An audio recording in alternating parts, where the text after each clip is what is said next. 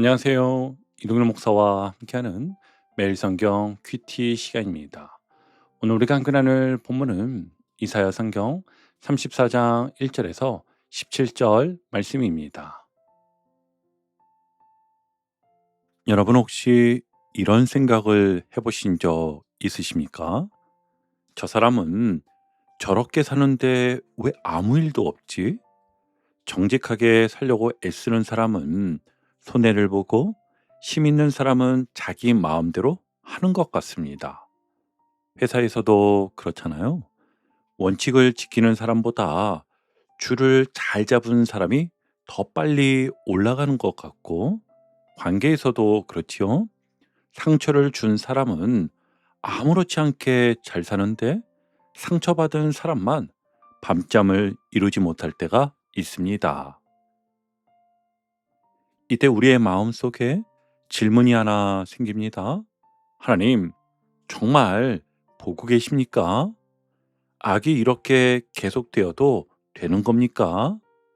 특별히 경제적으로 힘들고 몸이 아픈데 치료는 길어지고 가족의 병환을 돌보느라 지쳐 있을 때는 이 질문이 더 크게 들릴 수 있습니다. 나는 하루하루 버티기도 힘든데 왜 세상은 아무 일 없다는 듯 돌아가는가? 자, 오늘 이사야 34장은요, 바로 그 질문 앞에서 아주 무거운 말씀을 들려줍니다. 하나님은 악을 영원히 내버려 두지 않으신다는 것을요. 지금 당장은 아무 일도 일어나지 않는 것처럼 보여도 마지막은 지금과 다르다는 것입니다. 어제 33장에서는 하나님께서 자기의 백성의 왕이 되시고 그들을 구원하신다는 말씀을 보았습니다. 그런데 오늘 34장으로 넘어오면 시선이 갑자기 넓어지는데요. 한 나라가 아니었어요. 몇 사람도 아니었고요. 열국 온 세계였습니다. 그리고 그 수많은 나라 가운데 하나님께서 한 나라를 앞으로 불러내십니다. 네, 바로 에돔입니다. 그렇다면 왜 하필 에돔일까요? 자, 그럼 이 질문을 가지고 오늘 말씀 속으로 함께 들어가 보겠습니다. 먼저 1절을 보시면 하나님께서 이렇게 말씀하시는데요. 열국이여, 너희는 나와 들을지어다. 민족들이여, 귀를 기울일지어다. 땅과 땅에 충만한 것, 세계와 세계에서 나는 모든 것이여 들을지어다. 아멘. 여러분 분위기가 느껴지십니까?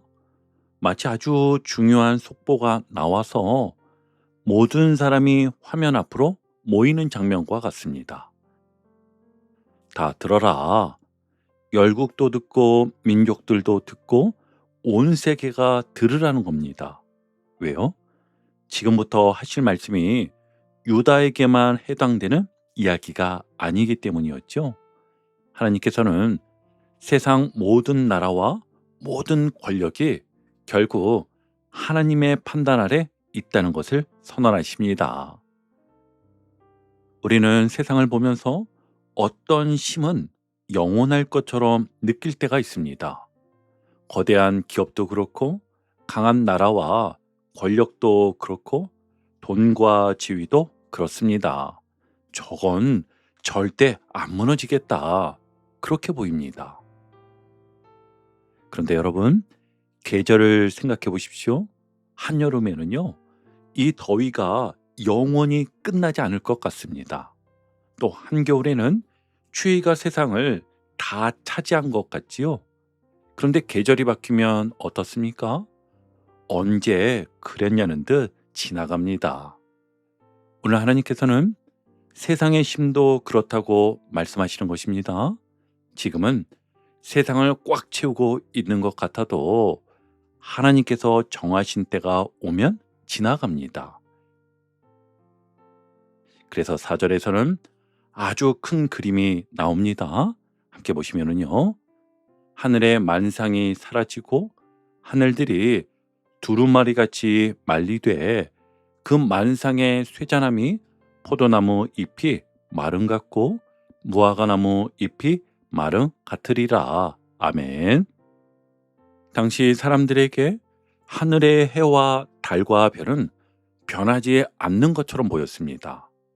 그런데 하나님께서는 그것조차 마른 잎처럼 떨어질 것이라고 말씀하십니다. 무슨 뜻이죠?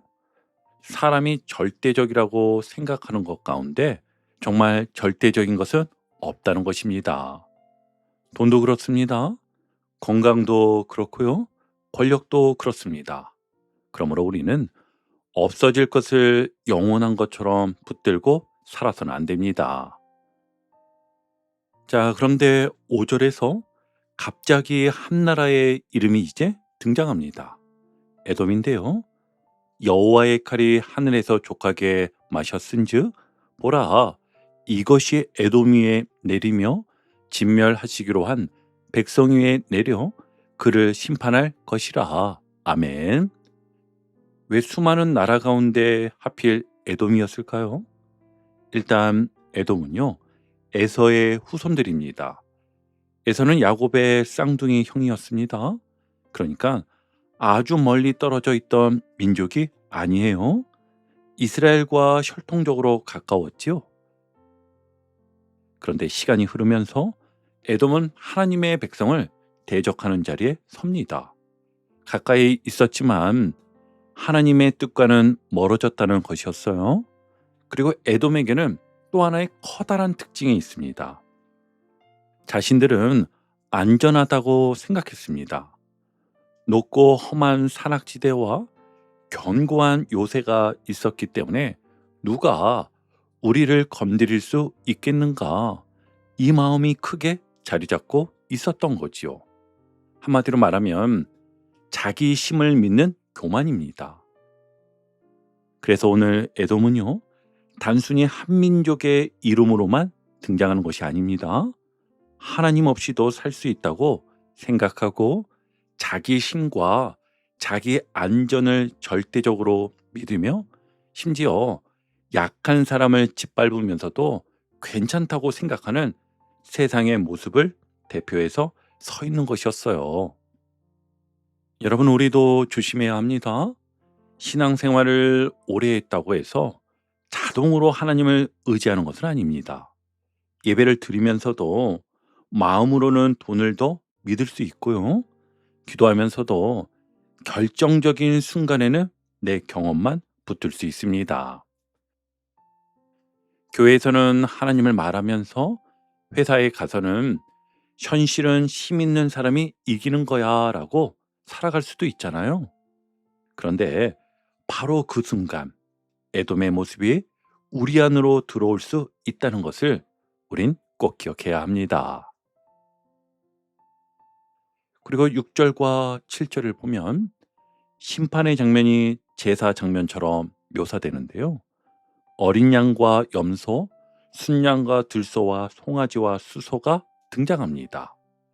여기서 중요한 것은 하나님의 심판이 감정적인 폭발이 아니라는 점입니다. 악을 그냥 내버려 두지 않으시는 하나님의 공의로운 판단이었습니다.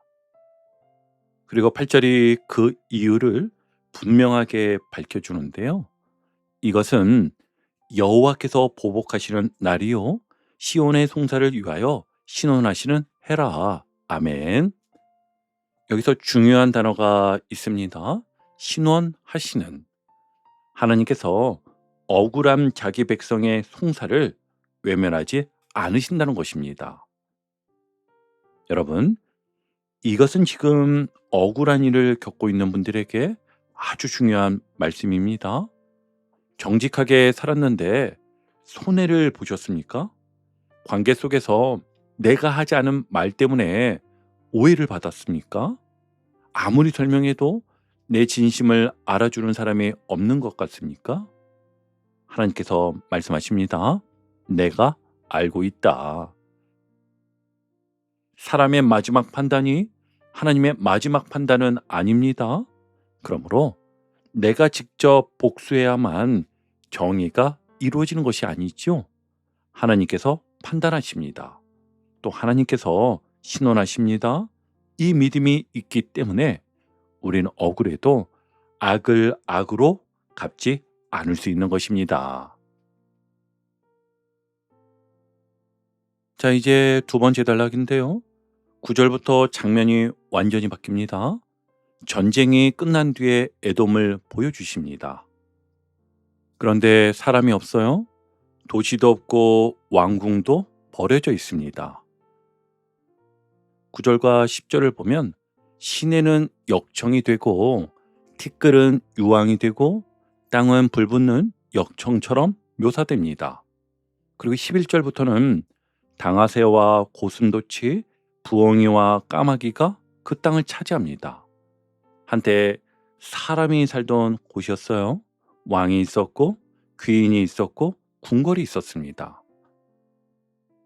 아마 에돔 사람들이 그 도시를 보면서 말했을 겁니다. 우리나라는 안전하다. 우리에게는 요새가 있다. 우리에게는 힘이 있다. 그런데 이제 무엇만 남았다고요? 가시나무와 엉겅퀴만 자라고 들짐승이 쉬는 곳이 됩니다. 여기서 11절 후반부의 표현을 꼭 집중해서 보셔야 합니다. 같이 보시면은요. 여호와께서 그 위에 혼란의 줄과 공허의 줄을 들이우실 것인즉. 아멘. 줄과 추는 원래 건물을 반듯하게 세울 때 사용하는 도구잖아요. 요즘으로 말하면 수평계 같은 것입니다. 건물을 아무리 멋있게 지어도 처음 기준이 틀어지면 어떻게 됩니까? 위로 올라갈수록 더 삐뚤어집니다. 처음에는 조금 어긋난 것처럼 보이는데 10층, 20층 올라가면 차이가 엄청나게 커지겠지요. 그런데 에돔이 사용한 삶의 기준은 무엇이었습니까?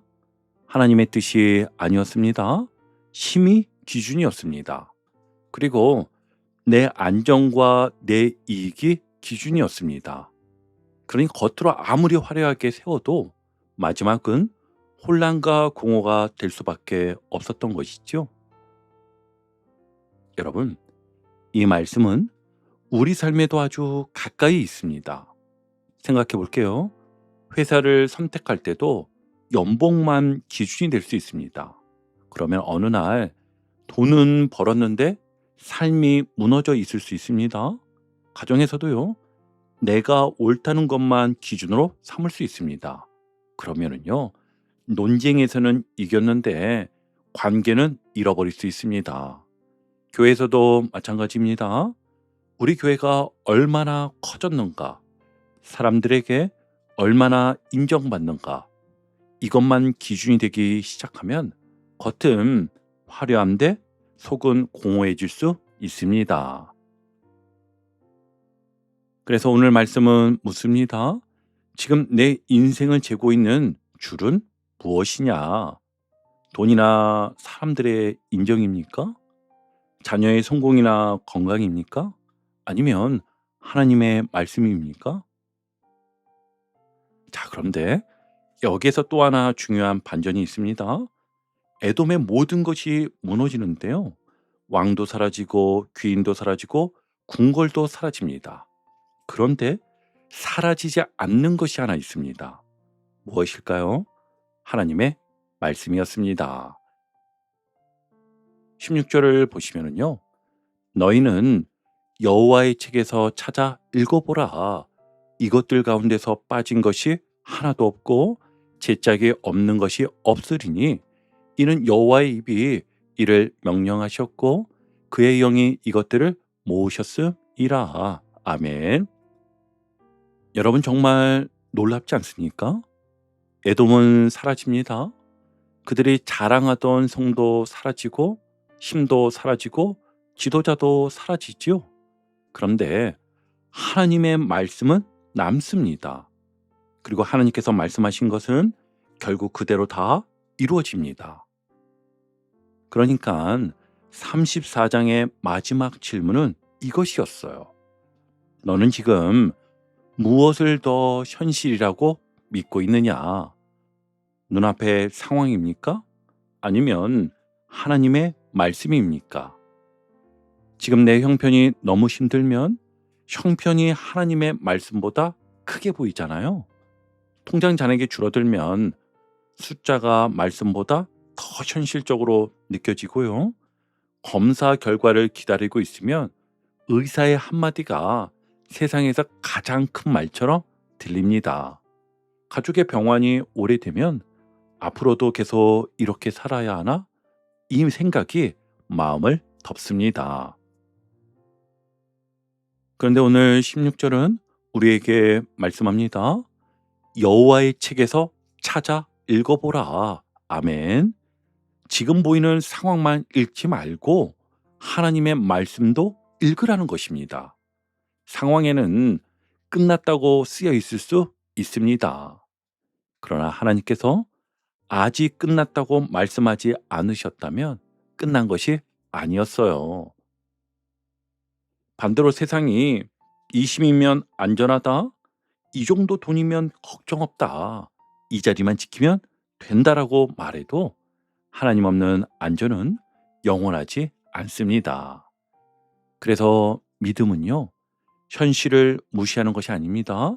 현실보다 더 큰 하나님의 말씀을 함께 보는 것입니다. 다시 한번요, 잘 들어보세요. 믿음은요, 현실을 무시하는 것이 아닙니다. 현실보다 더 큰 하나님의 말씀을 함께 보는 것입니다. 여러분, 오늘 이사야 34장은 읽기에 편안한 말씀은 아니었습니다. 심판이 나오고 황폐가 나오고 또 에돔의 멸망이 나왔지요. 근데 그 무거운 말씀 가운데 우리에게 꼭 필요한 복음적인 진실이 있습니다. 악은 영원하지 않다는 것이었고 세상의 힘도 영원하지 않다는 것이었으며 나를 괴롭히는 현실도 하나님보다 크지 않다는 것이었지요. 에돔은 자기 힘이 자신을 지켜줄 것이라고 믿었습니다. 그러나 마지막에 남은 것은 그들의 요새도 권력도 재산도 아니었습니다. 하나님의 말씀이었습니다. 그러므로 오늘 말씀은 우리에게 묻습니다. 무엇을 믿고 살겠느냐? 눈앞에 보이는 힘입니까? 아니면 보이지 않아도 말씀하신 것을 반드시 이루시는 하나님입니까? 오늘 하루 세상의 기준에 끌려가지 않고 하나님의 말씀을 기준 삼아 살아가시길 바랍니다. 억울한 일이 있어도 하나님의 판단을 믿으시고 경제적인 어려움과 질병과 가족의 아픔과 막막한 미래 앞에서도 오늘이 내 인생의 마지막 장면이라고 결론 내리지 마십시오. 하나님은요, 여전히 주권자이십니다. 그리고 마지막까지 남는 것은 세상의 힘이 아니라 하나님의 말씀입니다. 오늘도 그 말씀 붙들고 하루를 믿음으로 살아내시는 저와 여러분이 되기를 주님의 이름으로 축복합니다. 아멘. 오늘도 복음의 기쁨과 확신으로 승리하는 하루 되시길 축복합니다. 함께 해주셔서 감사합니다. 내일 큐티 시간에 다시 뵙겠습니다.